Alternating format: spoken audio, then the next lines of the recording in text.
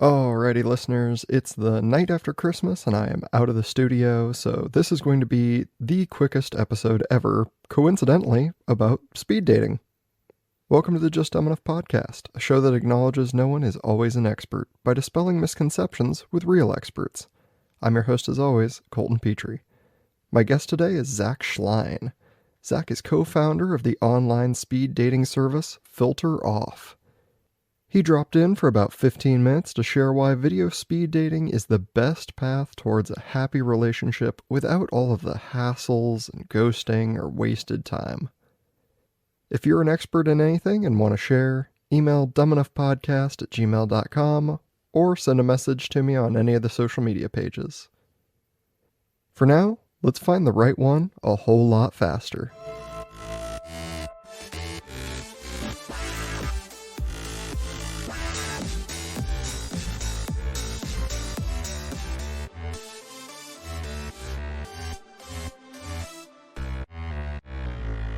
Welcome to the show, Zach Schleien.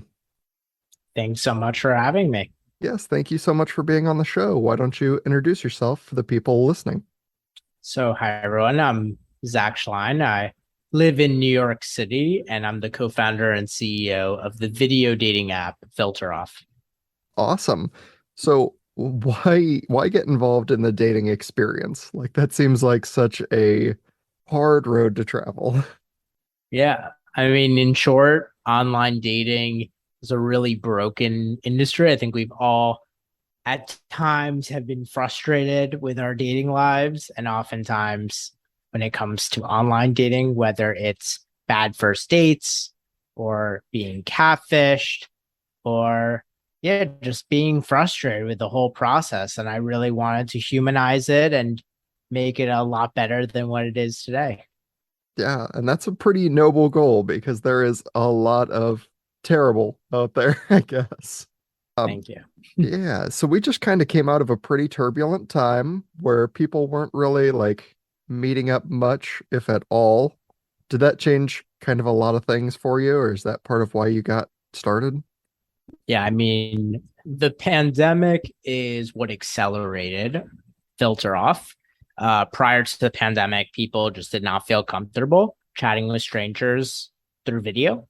And the pandemic, because it forced us to feel so disconnected, we started embracing video first, whether it was chatting with friends or loved ones or chatting on Zoom for work.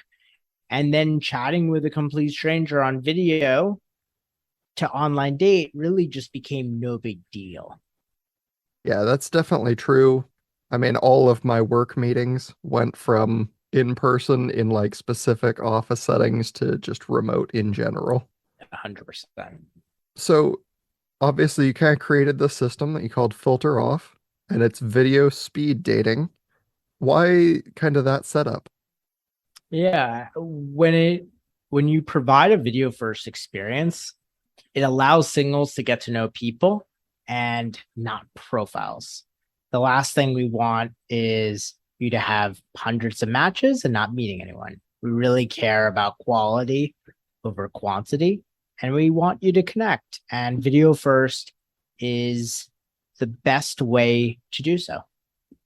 Yeah, and I mean you said it there like it's a quality thing where you're like you will if you get, your match or whatever the equivalent is, like you're talking to them. You're not just like, "Oh, I have this person that I think is probably real on the other side of, a vague profile." 100%. I mean, you see these large dating apps, and a big percentage of them aren't even real users, and many of the real users don't even want to meet.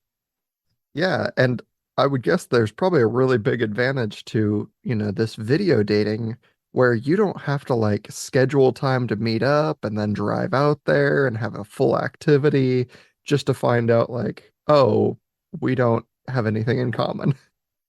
100%. It saves you a lot of time, and it saves you from having really bad first dates. But there's also some incredible things about it as well, like in terms of, right, you could kind of get an idea if this person is trustworthy in terms of safety and in terms of being catfished. So there's a lot of incredible things about just going on a quick video chat before meeting up in person. Yeah, I mean, not to like understate the safety in that aspect. A lot of people, match with random profile that they've never seen or talked to, and then they're like, "Cool, you want to meet up in the middle of nowhere?" For sure. So, how does the whole system operate? Like, if somebody wanted to get started right now? Yes. So it's Filter Off. It's an app. It's available on Android, iOS, as well as the web. You simply create a profile, you indicate your interests, and then you start getting matches. And if you connect, you can coordinate a video chat. And you can also check out our video speed dating events as well. So there's all sorts of different events, whether it's dog lovers, Harry Potter fans, singles in a specific city like New York or LA. So there's lots of ways to participate. And then we also have in-person events, singles events in New York City as well. And it sounds like with these events, you're kind of like building a community of mutual interests where you're like, hey, do you want to increase your chance of success from totally random to, something? 100%. Yeah. And by having these quick 3-minute video dates, you have that commonality in place, whether it's both of you are Jewish or gay or you're African American or Latin. So there's lots of different ways that we connect singles through a video first experience. Yeah, and like you said, beyond that, like, oh, are you a huge fan of Harry Potter? Like, at least now you have something to chat about on your first date. For sure. So, what are your thoughts on some of the existing platforms that are very popular? Yeah, I mean, listen, Tinder, Bumble, and Hinge, they're huge. They make lots of money, and that's their focus. They focus on profits over. I would just say they focus on profits.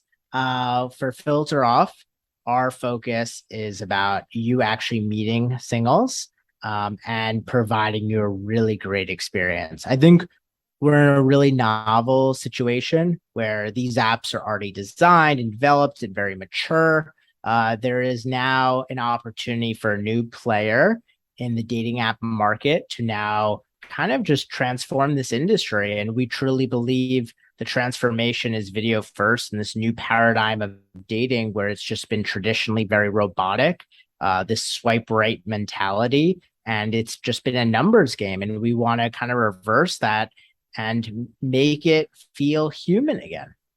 I mean, like you just said, it is a numbers game. Like, people just kind of swipe right on everything. And then when you look at it later, you're like, oh, look, I have 20 whoever matches. Like, don't I feel better about myself? Like, well, have you talked to any of them? Well, no.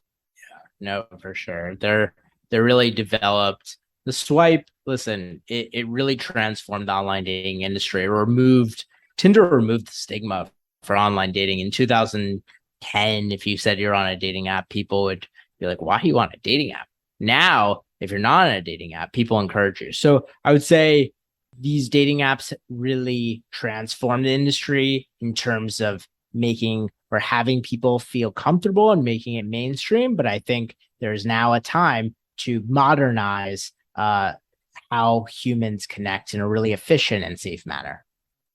Yeah, and it seems like an easy jump that for some reason, like, people just didn't make, where it's like, oh, you can find all these matches and it removes some of that stigma, but also like you're texting.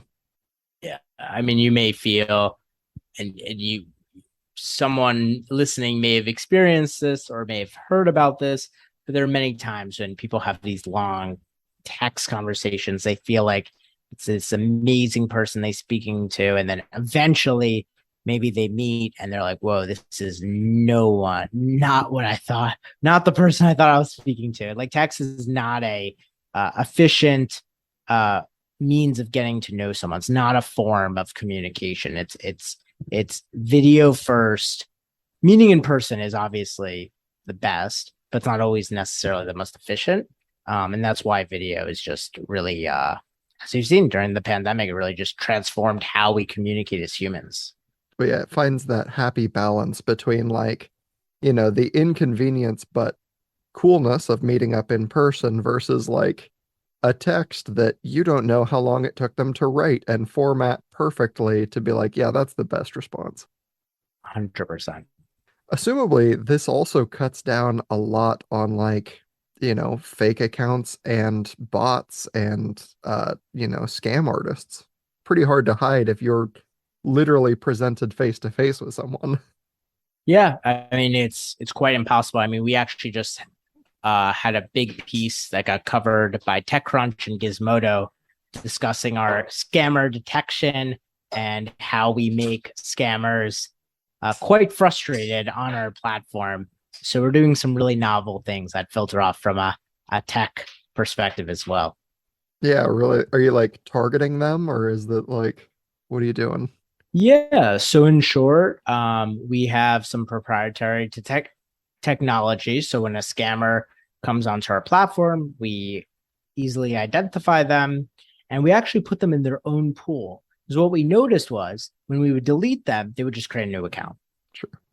But if you put them in their own pool, we then had scammers connect with other scammers trying to scam one another. But we also introduced bots to our platform, bots that were in the scammer pool. So scammers started trying to scam bots, and we used a technology called GPT-3, and it had these bots speaking as if they were humans, and these scammers had no idea that they were speaking with bots. They would pass the Turing test, and they would have these full-blown conversations that would sometimes last hours where the scammers were trying to scam bots. And there's a lot of funny content, and we've made some funny videos out of some of these conversations. And yeah, definitely encourage your listeners to take a look. If you just type in like scammer filter off, you'll see those articles.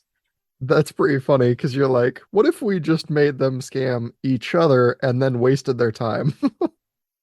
Exactly. That's a really beautiful poetic form of justice. Thank you. So, when you see people entering this dating world and they're trying to like, meet up using filter off, like, do you see the same thing holding a lot of people back, or is there like a couple of like real struggles? Do you mind just going into a little bit more detail when you say like real struggles or Yeah, I mean, is there like something specifically that you see like a heavy part of the user base is like, oh, well, I don't know how to put myself out there, or I, don't know what to like, what do I introduce myself with? yeah, I think yeah, I don't think there's one common denominator. I think the common if you could put a common denominator, I would say it's people that are just like really frustrated with online dating. A lot of our users have never used dating apps before, and because they refuse to, and a lot of them are just really jaded by the swipe, and they just the one commonality is they're intentional daters. They want to meet people. They're not looking to just message back and forth. They're looking to jump on a video chat. If it's a great video chat, they'll go on another, and then they'll meet up in person. Yeah, I got you. It's really driven. They're not like, I could take it or leave it. They're like, no, look, I am looking for a relationship. I am trying to find someone. This has been, the I've used every other website and it's the worst experience of my life. Yeah, exactly. Okay. Do you think there's a lot of like outside influences that kind of hinder people in, either getting into the dating pool or trying to take it seriously, whether it's like their friends or their family or, anything like that? I mean, I think a lot of people have lost hope in their dating lives and they kind of give up. And if someone's listening, I would just encourage them to try Filter Off. It's free and you really have nothing to lose. And I mean, we've created countless marriages in the last year alone. But that works. You're connecting on video. It's not a swipe based app. It's really prioritizes people over profiles. And if you're a scammer, you won't find anyone. Indeed. No, I think this is all great. I had a listener kind of write in a question, and I think this is like the opposite version of their struggle, where like they're not so jaded by the system. They asked, I've found myself divorced after a long-term marriage. How do I ease back into the dating pool? Yeah, well, I'm not a dating coach. I would just say I'm more so someone who is passionate about facilitating connection through technology. But I mean, to ease back in, I would just try it. You have nothing to lose. I think just jumping on a number of video dates just to quote unquote ease back in and see what feels right. Right. The beauty is with Filter Off, you attend one of our video speeding events, you may go on 10 video dates that night. Like, I think that eases you back in. They're short, they're fun, and you're speaking to humans. So I would say that's really great versus like going on lots of in-person dates and then you're stuck. If you've never video chatted with them beforehand, you may get there and realize I don't want to be here, and now you just wasted an hour or a few hours of your time being in a place you don't want to be. So I would just encourage them to just try it and go on some video dates. Awesome. Well, I think we pointed them in some good directions. They get some good entertainment out of your YouTube videos, and a good avenue to try, to start dating in a new way. So, Sure. yeah, if you want to plug Filter Off a little and anything else you got going on, I've appreciated your time. Yeah. So yeah, again, like Filter Off, available on Android, iOS, the web. If you have a community, you can even create your own private video speeding event right on the app, totally for free. And Filter Off is available on all the socials. And if you're in New York City, you could attend one of our in-person signals events. But again, really appreciate the time and thank you so much. Do you feel like you gained something listening to this episode of the Just Dumb Enough podcast? If so, please take a brief moment to rate the show 5 stars on iTunes, Spotify, or Audible. If you really liked it, remember to subscribe for more episodes and check out the nearly 100 episode backlog I've built up. Let me know what you'd like to hear next by reaching out and emailing me, dumbenoughpodcast@gmail.com, or by sending a message to any of the show pages on Facebook, Instagram, or Twitter. I'm always looking for new topics and guest ideas or questions from the audience. Only 1 week left in the December rankings, so they are as follows. Number 1, the United States, with Oregon, California, and Texas as the top states. Also, congratulations to my home state, Oregon, for being the first to get over 1,000 listeners. Number 2, the United Kingdom. Number 3, Canada, with Ontario firmly holding the top province spot. Number 4, Australia, led by New South Wales.